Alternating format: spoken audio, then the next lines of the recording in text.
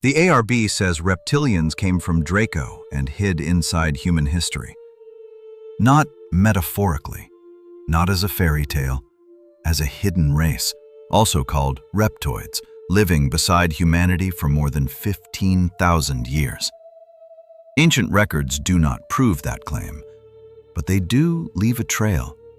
Serpent gods, dragon guardians, sky symbols pointing north, and modern witnesses describing beings that do not fit cleanly into ordinary categories. This is No. Aliens. We bring you everything we found. You decide what it means. The question is not whether every serpent proves a reptilian race. The question is why the same reptile image keeps returning when people talk about gods, kings, stars, and contact. The easy story says reptilians are just internet lore, that Draco is only a fantasy name, that ancient dragons are decorative monsters and nothing more.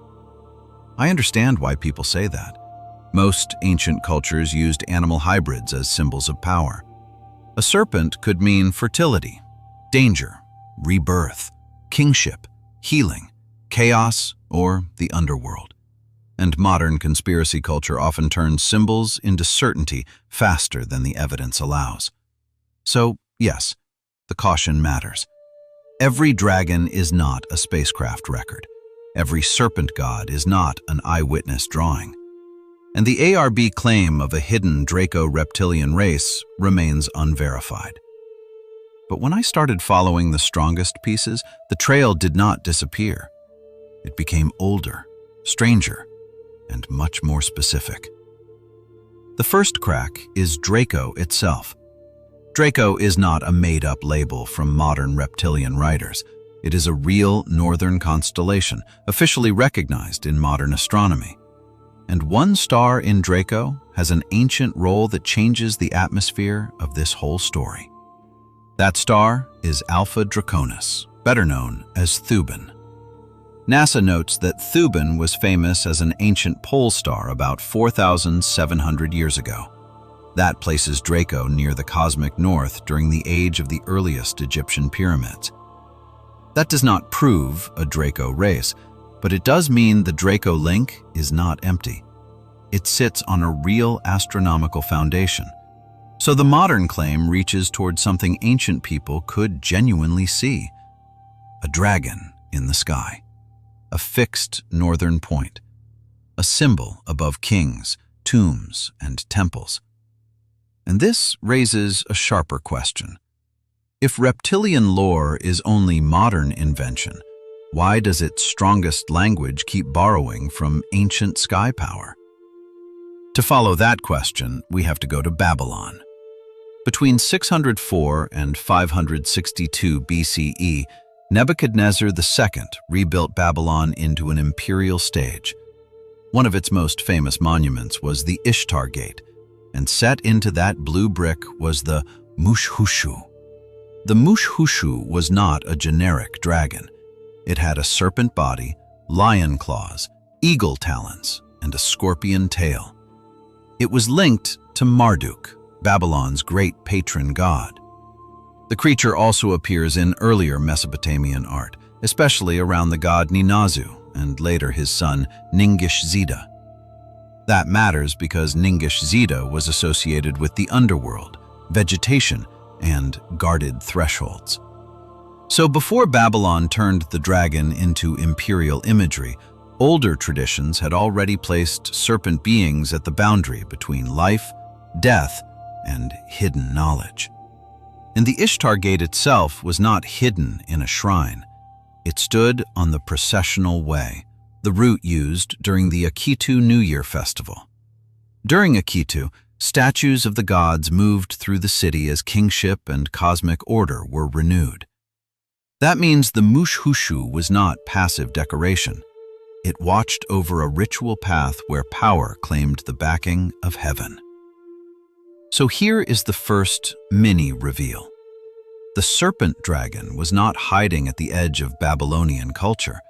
It stood on the ceremonial road into the heart of imperial power. Anyone entering that city saw the hybrid guardian repeated again and again. This matters because reptilian lore often ties reptile beings to rule, hierarchy, and hidden authority.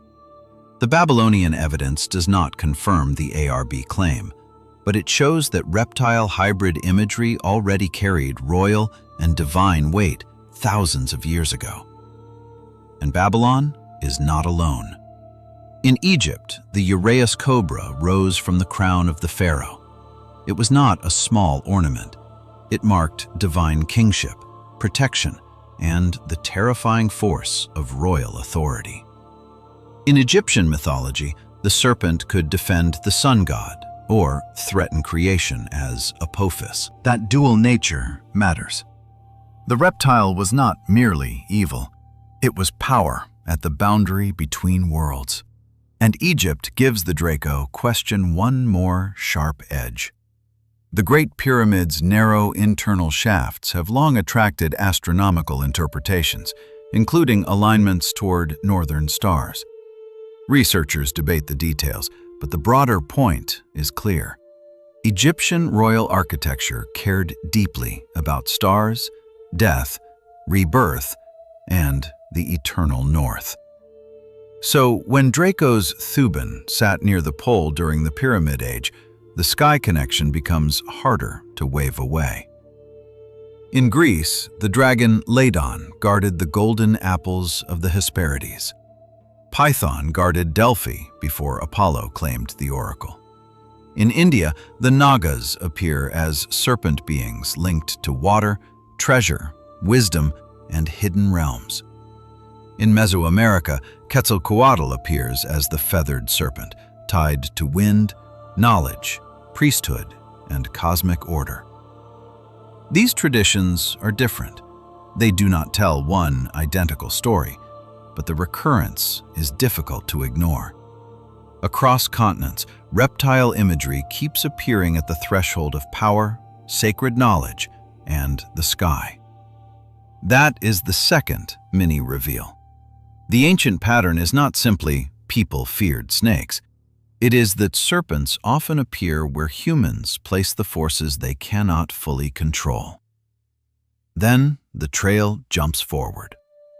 On December 3, 1967, a police officer named Herbert Schirmer reported an encounter near Ashland, Nebraska. Schirmer said he saw a metallic object on the road while on patrol. He later described a missing time episode and beings connected with the craft. His case entered UFO culture because of its details, and because later accounts described humanoid beings with a winged serpent emblem. The corroboration is limited, but the image is hard to ignore. A modern contact account tied not to a lizard body exactly, but to a serpent sign. Schirmer is not the only modern thread people cite. In the 1970s and 1980s, abduction narratives became more detailed and more structured. The Betty and Barney Hill case from 1961 did not describe reptilians, but it helped establish missing time, medical examination imagery, and remembered beings as a template for later accounts. By the late 20th century, some witnesses and researchers began describing non-human figures as reptile-like, scaled, or slit-eyed. Those descriptions vary. Some are direct encounter claims. Some come through hypnosis or recovered memory work. Some appear in channeling, contactee literature, and online testimony. That variety weakens any simple answer, but it also shows why the reptilian image did not stay buried in old mythology. And then comes the institution everyone circles back to: Project Blue Book. The U.S. Air Force ended the program on December 17, 1969. By then, it had collected 12,618 reports. 701 remained unidentified in the official accounting. That number does not say reptilians, but it does say something important. Even inside the official record, not every report resolved neatly. and Blue Book was never designed to answer every private contact claim. It dealt with reports, investigations, explanations, and unresolved sightings. So the official archive is useful, but incomplete for this question. This is where psychology becomes part of the investigation, not the ending. Sleep research links some abduction memories to sleep paralysis, hypnopompic hallucinations, false memory mechanisms, and cultural imagery. That matters. A frozen body, a sensed presence, a room that feels occupied, and a terrifying figure can emerge at the edge of sleep. Researchers have documented how sleep paralysis can feel physical, intelligent, and external. Memory studies also show that suggestion can shape how an experience gets recalled. That gives us a real tool, but it is not a master key. It does not explain every witness, every case, or every repeated symbol. It gives us one mechanism for some experiences. It does not close the entire reptilian question. The more careful position is also the more interesting one. Some memories may be shaped by the sleeping brain. Some symbols may be inherited from ancient culture. Some claims may grow through books, interviews, rumor, and repetition. And some witnesses may be describing experiences we still do not fully understand. Then, in 1999, David Icke changed the scale of the story. His book, The Biggest Secret, helped popularize the claim that reptilian humanoid extraterrestrials control human institutions through hidden power structures. This is the point where scattered images became a modern worldview. Before that, there were serpent gods, dragon guardians, UFO reports, contact stories, and scattered reptile-like beings. After Icke, many people began reading those fragments through one huge interpretive frame. That frame is disputed. It is not accepted by mainstream historians, astronomers, or scientists, but its power came from something real in the record. The strongest evidence does not let us say the reptilians are proven, but it also does not let us pretend the pattern is empty. What we have is a chain of recurrence. A serpent-dragon at the gate of Babylon, a cobra on the brow of Egyptian kings, a dragon constellation wrapped around the ancient northern sky, a pole star, Thuban, shining near the axis during the Pyramid Age, a modern officer's strange report with a winged serpent emblem, and a late 20th century thesis that fused reptilians, hidden power, and Draco into one global claim. That chain is not a verdict, it is a trail. And trails are exactly where mysteries begin. The reptilian story reminds us that symbols can outlive the civilizations that first carved them. It also reminds us that a symbol can carry different meanings without becoming meaningless. But once the serpent reaches Egypt and the Anunnaki story, the line between myth, kingship, and contact gets even stranger.